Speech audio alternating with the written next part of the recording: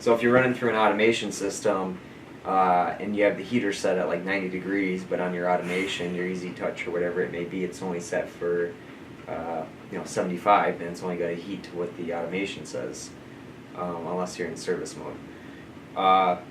The other thing is, are there any noises?